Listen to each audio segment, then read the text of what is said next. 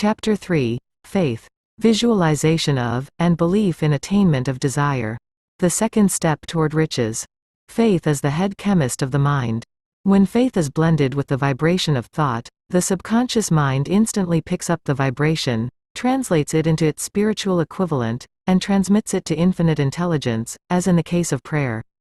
The emotions of faith, love, and sex are the most powerful of all the major positive emotions. When the three are blended, they have the effect of coloring the vibration of thought in such a way that it instantly reaches the subconscious mind, where it is changed into its spiritual equivalent, the only form that induces a response from infinite intelligence. Love and faith are psychic, related to the spiritual side of man. Sex is purely biological, and related only to the physical. The mixing, or blending, of these three emotions has the effect of opening a direct line of communication between the finite, thinking mind of man, and infinite intelligence. How to develop faith?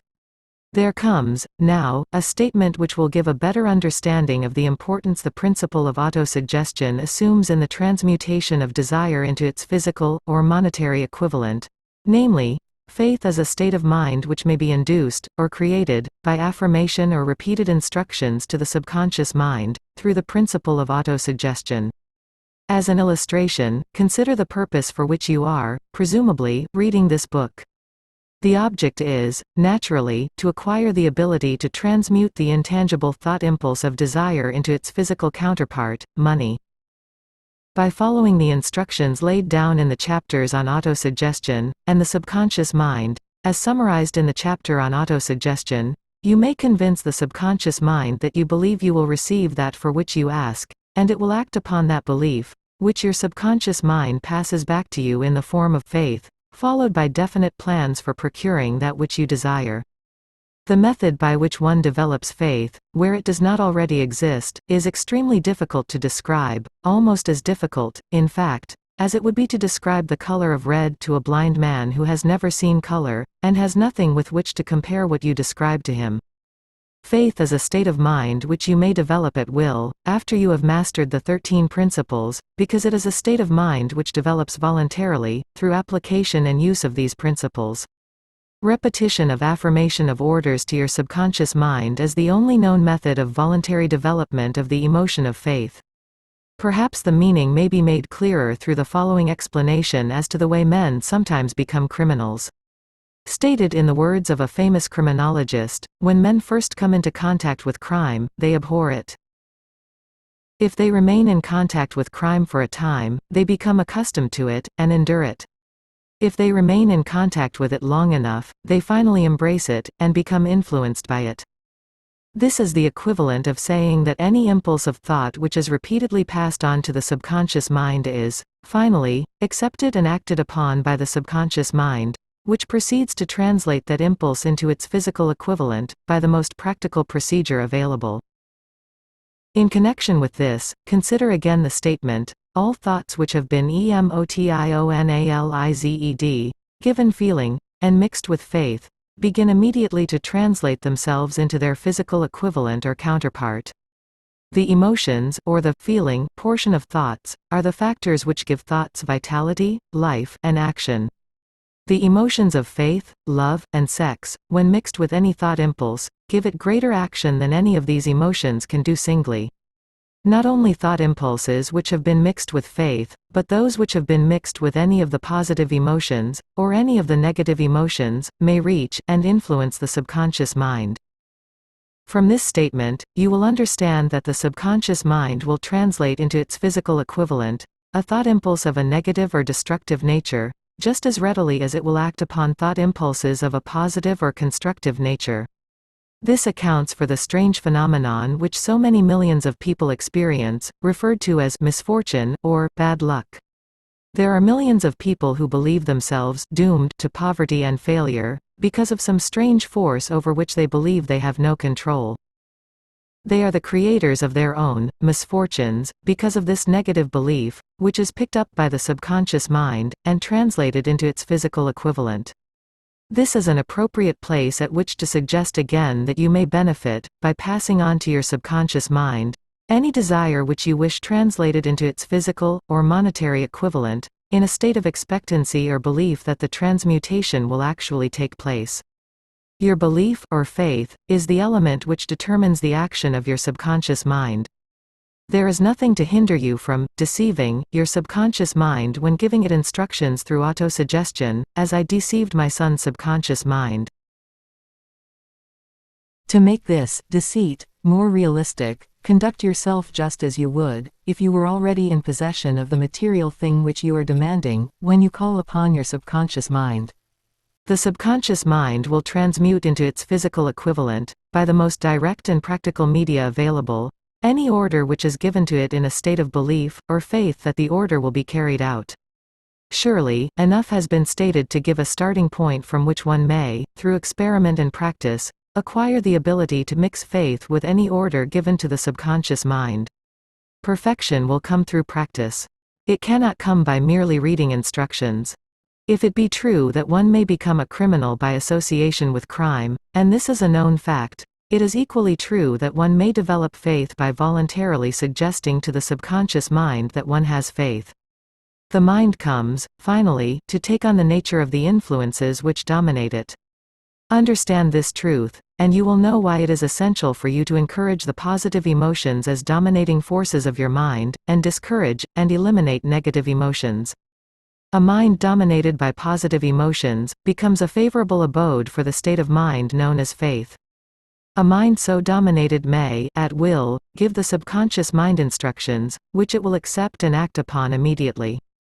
Faith is a state of mind which may be induced by autosuggestion. All down the ages, the religionists have admonished struggling humanity to have faith in this, that, and the other dogma or creed, but they have failed to tell people how to have faith.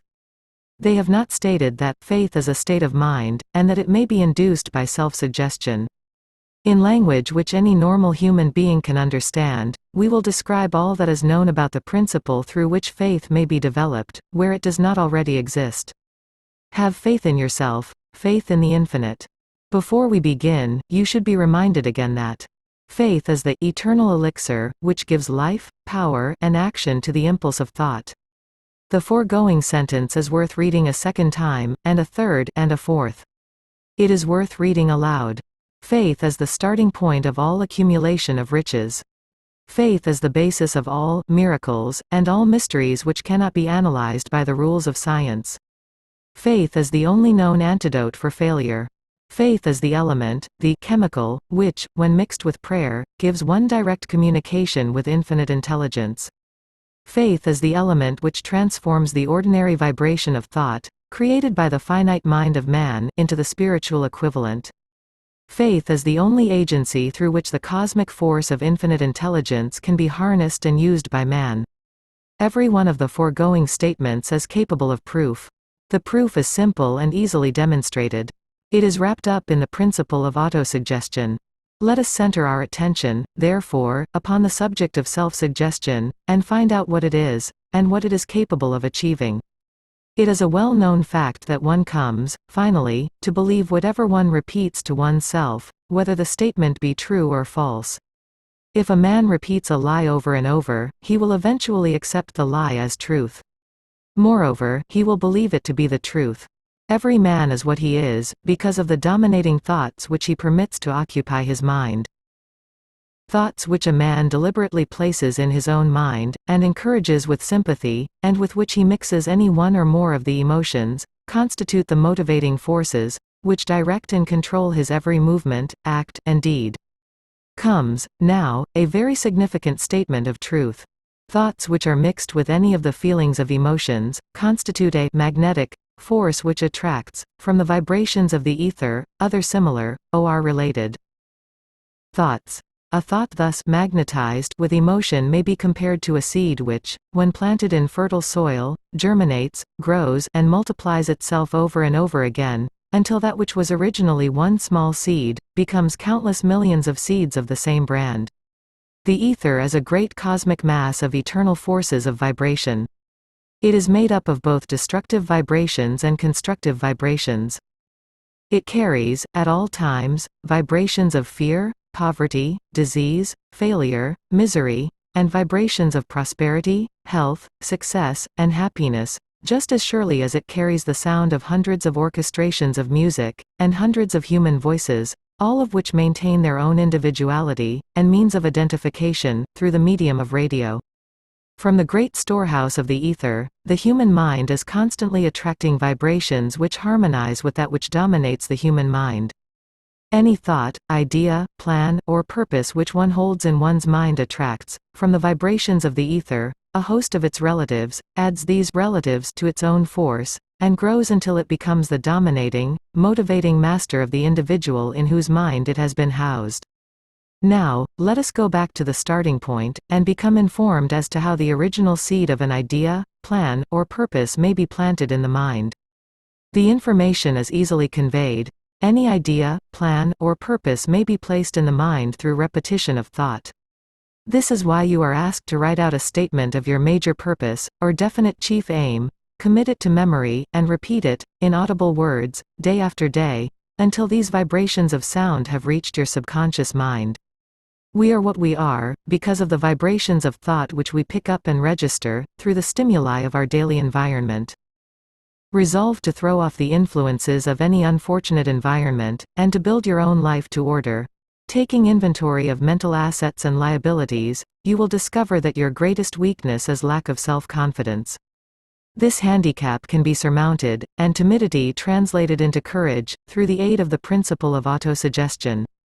The application of this principle may be made through a simple arrangement of positive thought impulses stated in writing, memorized, and repeated, until they become a part of the working equipment of the subconscious faculty of your mind.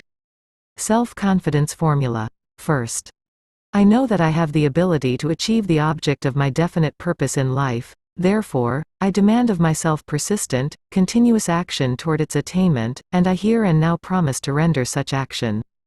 Second, I realize the dominating thoughts of my mind will eventually reproduce themselves in outward, physical action, and gradually transform themselves into physical reality. Therefore, I will concentrate my thoughts for 30 minutes daily, upon the task of thinking of the person I intend to become, thereby creating in my mind a clear mental picture of that person.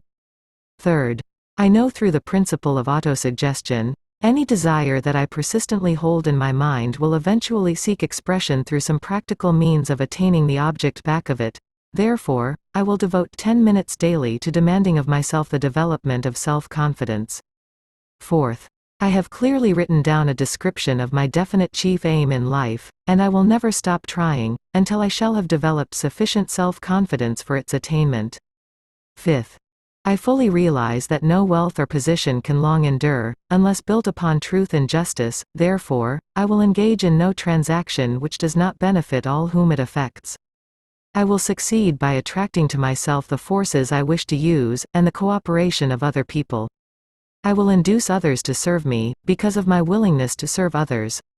I will eliminate hatred, envy, jealousy, selfishness, and cynicism, by developing love for all humanity, because I know that a negative attitude toward others can never bring me success. I will cause others to believe in me, because I will believe in them, and in myself. I will sign my name to this formula, commit it to memory, and repeat it aloud once a day, with full faith that it will gradually influence my thoughts and actions so that I will become a self-reliant and successful person. Back of this formula is a law of nature which no man has yet been able to explain. It has baffled the scientists of all ages.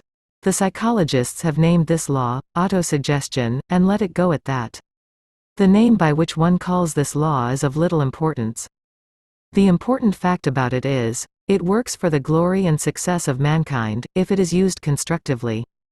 On the other hand, if used destructively, it will destroy just as readily. In this statement may be found a very significant truth, namely, that those who go down in defeat, and end their lives in poverty, misery, and distress, do so because of negative application of the principle of autosuggestion. The cause may be found in the fact that all impulses of thought have a tendency to clothe themselves in their physical equivalent. The subconscious mind, the chemical laboratory in which all thought impulses are combined, and made ready for translation into physical reality, makes no distinction between constructive and destructive thought impulses. It works with the material we feed it, through our thought impulses. The subconscious mind will translate into reality a thought driven by fear just as readily as it will translate into reality a thought driven by courage or faith. The pages of medical history are rich with illustrations of cases of suggestive suicide. A man may commit suicide through negative suggestion, just as effectively as by any other means. In a Midwestern city, a man by the name of Joseph Grant, a bank official, borrowed a large sum of the bank's money, without the consent of the directors. He lost the money through gambling. One afternoon, the bank examiner came and began to check the accounts. Grant left the bank, took a room in a local hotel, and when they found him, 3 days later, he was lying in bed, wailing and moaning, repeating over and over these words, "My God, this will kill me. I cannot stand the disgrace." In a short time he was dead. The doctors pronounced the case one of mental suicide. Just as electricity will turn the wheels of industry, and render useful service if used constructively, or snuff out life if wrongly used, so will the law of autosuggestion lead you to peace and prosperity, or down into the valley of misery, failure, and death, according to your degree of understanding and application of it. If you fill your mind with fear, doubt and unbelief in your ability to connect with, and use the forces of infinite intelligence, the law of auto-suggestion will take this spirit of unbelief and use it as a pattern by which your subconscious mind will translate it into its physical equivalent. This statement is as true as the statement that 2 and 2 are 4. Like the wind which carries one ship east, and another west, the law of autosuggestion will lift you up or pull you down, according to the way you set your sails of thought. The law of autosuggestion, through which any person may rise to altitudes of achievement which stagger the imagination, is well described in the following verse. If you think you are beaten, you are; if you think you dare not, you don't. If you like to win, but you think you can't, it is almost certain you won't. If you think you'll lose, you're lost, for out of the world we find, success begins with a fellow's will, it's all in the state of mind. If you think you are outclassed, you are; you've got to think high to rise, you've got to be sure of yourself before you can ever win a prize. Life's battles don't always go to the stronger or faster man, but soon or late the man who wins is the man who thinks he can. Observe the words which have been emphasized, and you will catch the deep meaning which the poet had in mind. Somewhere in your makeup, perhaps in the cells of your brain, there lies sleeping the seed of achievement which, if aroused and put into action, would carry you to heights such as you may never have hoped to attain. Just as a master musician may cause the most beautiful strains of music to pour forth from the strings of a violin, so may you arouse the genius which lies asleep in your brain, and cause it to drive you upward to whatever goal you may wish to achieve. Abraham Lincoln was a failure at everything he tried, until he was well past the age of 40. He was a Mr. Nobody from nowhere, until a great experience came into his life, aroused the sleeping genius within his heart and brain, and gave the world one of its really great men. That experience was mixed with the emotions of sorrow and love. It came to him through Anne Rutledge, the only woman whom he ever truly loved. It is a known fact that the emotion of love is closely akin to the state of mind known as faith, and this for the reason that love comes very near to translating one's thought impulses into their spiritual equivalent. During his work of research, the author discovered, from the analysis of the life work and achievements of hundreds of men of outstanding accomplishment, that there was the influence of a woman's love back of nearly every one of them. The emotion of love, in the human heart and brain, creates a favorable field of magnetic attraction, which causes an influx of the higher and finer vibrations which are afloat in the ether. If you wish evidence of the power of faith, study the achievements of men and women who have employed it. At the head of the list comes the Nazarene. Christianity is the greatest single force which influences the minds of men. The basis of Christianity is faith, no matter how many people may have perverted, or misinterpreted the meaning of this great force, and no matter how many dogmas and creeds have been created in its name, which do not reflect its tenets. The sum and substance of the teachings and the achievements of Christ, which may have been interpreted as miracles, were nothing more nor less than faith. If there are any such phenomena as miracles, they are produced only through the state of mind known as faith. Some teachers of religion, and many who call themselves Christians, neither understand nor practice faith. Let us consider the power of faith, as it is now being demonstrated, by a man who is well known to all of civilization, Mahatma Gandhi of India. In this man the world has one of the most astounding examples known to civilization, of the possibilities of faith. Gandhi wields more potential power than any man living at this time, and this, despite the fact that he has none of the orthodox tools of power, such as money, battleships, soldiers, and materials of warfare. Gandhi has no money, he has no home, he does not own a suit of clothes, but he does have power. How does he come by that power? He created it out of his understanding of the principle of faith, and through his ability to transplant that faith into the minds of 200 million people. Gandhi has accomplished, through the influence of faith, that which the strongest military power on earth could not, and never will accomplish through soldiers and military equipment. He has accomplished the astounding feat of influencing 200 million minds to coalesce and move in unison, as a single mind. What other force on earth, except faith, could do as much? There will come a day when employees as well as employers will discover the possibilities of faith. That day is dawning. The whole world has had ample opportunity, during the recent business depression, to witness what the lack of faith will do to business. Surely, civilization has produced a sufficient number of intelligent human beings to make use of this great lesson which the depression has taught the world. During this depression, the world had evidence in abundance that widespread fear will paralyze the wheels of industry and business. Out of this experience will arise leaders in business and industry who will profit by the example which Gandhi has set for the world, and they will apply to business the same tactics which he has used in building the greatest following known in the history of the world. These leaders will come from the rank and file of the unknown men, who now labor in the steel plants, the coal mines, the automobile factories, and in the small towns and cities of America. Business is due for a reform, make no mistake about this. The methods of the past, based upon economic combinations of force and fear, will be supplanted by the better principles of faith and cooperation. Men who labor will receive more than daily wages. They will receive dividends from the business, the same as those who supply the capital for business. But, first they must give more to their employers, and stop this bickering and bargaining by force, at the expense of the public. They must earn the right to dividends. Moreover, and this is the most important thing of all, they will be led by leaders who will understand and apply the principles employed by Mahatma Gandhi.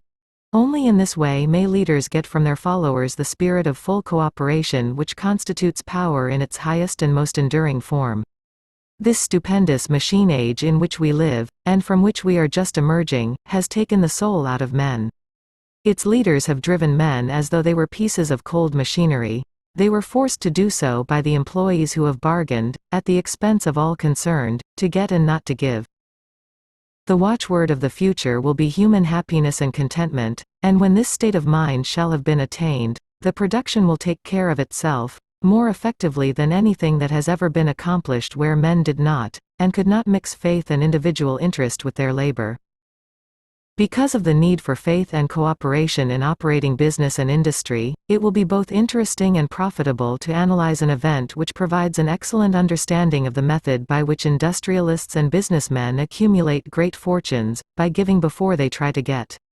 The event chosen for this illustration dates back to 1900, when the United States Steel Corporation was being formed.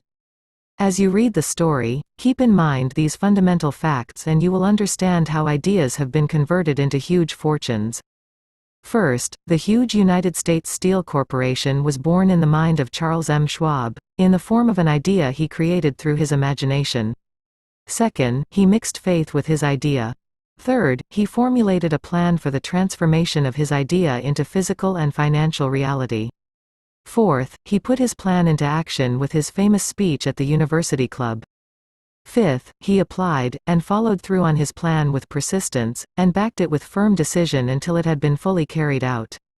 Sixth, he prepared the way for success by a burning desire for success. If you are one of those who have often wondered how great fortunes are accumulated, this story of the creation of the United States Steel Corporation will be enlightening. If you have any doubt that men can think and grow rich, this story should dispel that doubt, because you can plainly see in the story of the United States Steel, the application of a major portion of the 13 principles described in this book. This astounding description of the power of an idea was dramatically told by John Lowell, in the New York World Telegram, with whose courtesy it is here reprinted. A pretty after-dinner speech for $1 billion. When, on the evening of December 12, 1900, some 80 of the nation's financial nobility gathered in the banquet hall of the University Club on Fifth Avenue to do honor to a young man from out of the West, not half a dozen of the guests realized they were to witness the most significant episode in American industrial history. J. Edward Simmons and Charles Stuart Smith, their hearts full of gratitude for the lavish hospitality bestowed on them by Charles M. Schwab during a recent visit to Pittsburgh, had arranged the dinner to introduce the 38-year-old steel man to Eastern Banking Society. But they didn't expect him to stampede the convention. They warned him, in fact, that the bosoms within New York's stuffed shirts would not be responsive to oratory, and that, if he didn't want to bore the Stillmans and Harrimans and Vanderbilts, he had better limit himself to 15 or 20 minutes of polite vaporings and let it go at that. Even John Pierpont Morgan, sitting on the right hand of Schwab as became his imperial dignity, intended to grace the banquet table with his presence only briefly. And so far as the press and public were concerned, the whole affair was of so little moment that no mention of it found its way into print the next day. So the two hosts and their distinguished guests ate their way through the usual 7 or 8 courses. There was little conversation, and what there was of it was restrained. Few of the bankers and brokers had met Schwab, whose career had flowered along the banks of the Monongahela, and none knew him well. But before the evening was over, they, and with them Money Master Morgan, were to be swept off their feet, and a billion-dollar baby, the United States Steel Corporation, was to be conceived. It is perhaps unfortunate, for the sake of history, that no record of Charlie Schwab's speech at the dinner ever was made. He repeated some parts of it at a later date during a similar meeting of Chicago bankers. And still later, when the government brought suit to dissolve the Steel Trust, he gave his own version, from the witness stand, of the remarks that stimulated Morgan into a frenzy of financial activity. It is probable, however, that it was a homely speech, somewhat ungrammatical, for the niceties of language never bothered Schwab, full of epigram and threaded with wit. But aside from that, it had a galvanic force and effect upon the 5 billions of estimated capital that was represented by the diners. After it was over and the gathering was still under its spell, although Schwab had talked for 90 minutes, Morgan led the orator to a recessed window where, dangling their legs from the high, uncomfortable seat, they talked for an hour more. The magic of the Schwab personality had been turned on, full force, but what was more important and lasting was the full-fledged, clear-cut program he laid down for the aggrandizement of steel. Many other men had tried to interest Morgan in slapping together a steel trust after the pattern of the biscuit, wire and hoop, sugar, rubber, whiskey, oil or chewing gum combinations. John W. Gates, the gambler, had urged it, but Morgan distrusted him. The Moore boys, Bill and Jim, Chicago stock jobbers who had glued together a match trust and a cracker corporation, had urged it and failed. Elbert H. Gary, the sanctimonious country lawyer, wanted to foster it, but he wasn't big enough to be impressive. Until Schwab's eloquence took J.P. Morgan to the heights from which he could visualize the solid results of the most daring financial undertaking ever conceived, the project was regarded as a delirious dream of easy money crackpots. The financial magnetism that began, a generation ago, to attract thousands of small and sometimes inefficiently managed companies into large and competition-crushing combinations, had become operative in the steel world through the devices of that jovial business pirate, John W. Gates. Gates already had formed the American Steel and Wire Company out of a chain of small concerns, and together with Morgan had created the Federal Steel Company. The National Tube and American Bridge Companies were two more Morgan concerns, and the Moore brothers had forsaken the match and cookie business to form the American Group, Tin Plate, Steel Hoop, Sheet Steel, and the National Steel Company. But by the side of Andrew Carnegie's gigantic vertical trust, a trust owned and operated by 53 partners, those other combinations were picayune. They might combine to their heart's content, but the whole lot of them couldn't make a dent in the Carnegie organization, and Morgan knew it. The eccentric old Scot knew it, too. From the magnificent heights of Skibo Castle he had viewed, first with amusement and then with resentment, the attempts of Morgan's smaller companies to cut into his business. When the attempts became too bold, Carnegie's temper was translated into anger and retaliation. He decided to duplicate every mill owned by his rivals. Hitherto, he hadn't been interested in wire, pipe, hoops, or sheet. Instead, he was content to sell such companies the raw steel and let them work it into whatever shape they wanted. Now, with Schwab as his chief and able lieutenant, he planned to drive his enemies to the wall. So it was that in the speech of Charles M. Schwab, Morgan saw the answer to his problem of combination. A trust without Carnegie, giant of them all, would be no trust at all, a plum pudding, as one writer said, without the plums. Schwab's speech on the night of December 12, 1900, undoubtedly carried the inference, though not the pledge, that the vast Carnegie enterprise could be brought under the Morgan tent. He talked of the world future for steel, of reorganization for efficiency, of specialization, of the scrapping of unsuccessful mills and concentration of effort on the flourishing properties, of economies in the ore traffic, of economies in overhead and administrative departments, of capturing foreign markets. More than that, he told the buccaneers among them wherein lay the errors of their customary piracy. Their purposes, he inferred, had been to create monopolies, raise prices, and pay themselves fat dividends out of privilege. Schwab condemned the system in his heartiest manner. The short-sightedness of such a policy, he told his hearers, lay in the fact that it restricted the market in an era when everything cried for expansion. By cheapening the cost of steel, he argued, an ever-expanding market would be created. More uses for steel would be devised, and a goodly portion of the world trade could be captured.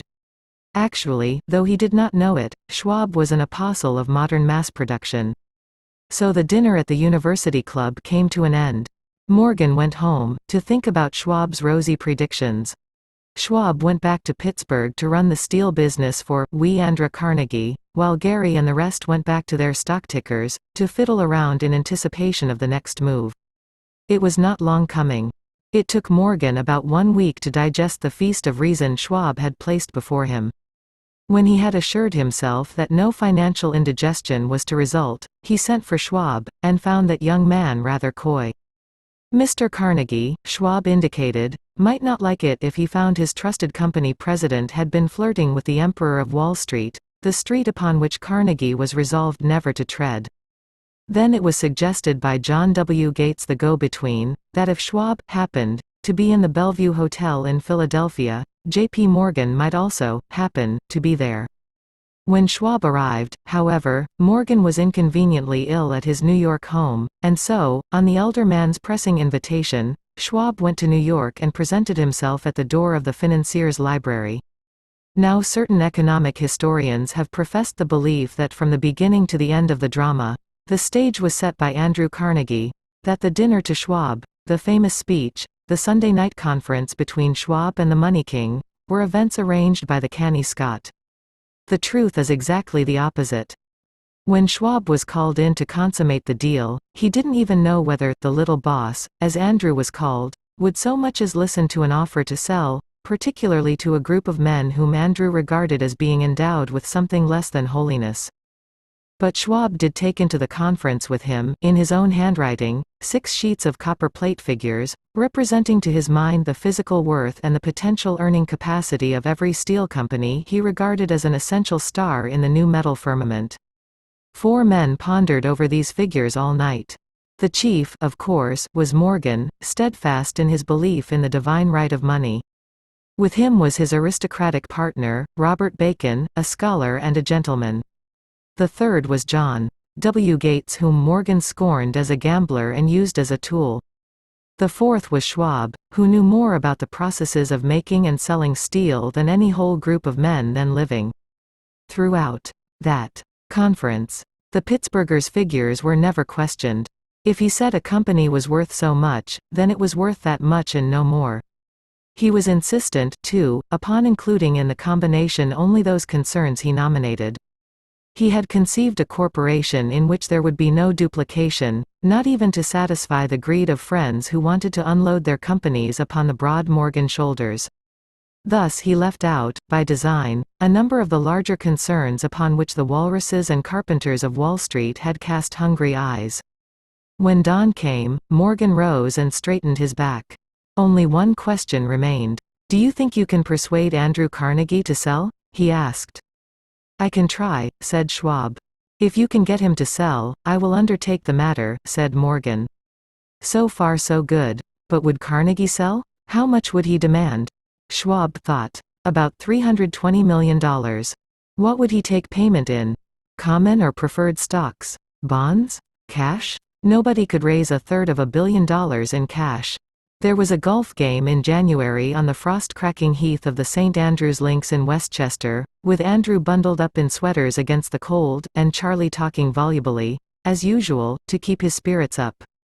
But no word of business was mentioned until the pair sat down in the cozy warmth of the Carnegie cottage hard by. Then, with the same persuasiveness that had hypnotized 80 millionaires at the University Club, Schwab poured out the glittering promises of retirement in comfort, of untold millions to satisfy the old man's social caprices. Carnegie capitulated, wrote a figure on a slip of paper, handed it to Schwab and said, "All right, that's what we'll sell for." The figure was approximately $400 million, and was reached by taking the $320 million mentioned by Schwab as a basic figure, and adding to it $80 million to represent the increased capital value over the previous 2 years. Later, on the deck of a transatlantic liner, the Scotsman said ruefully to Morgan, "I wish I had asked you for $100 million more." "If you had asked for it, you'd have gotten it," Morgan told him cheerfully. There was an uproar, of course. A British correspondent cabled that the foreign steel world was appalled by the gigantic combination.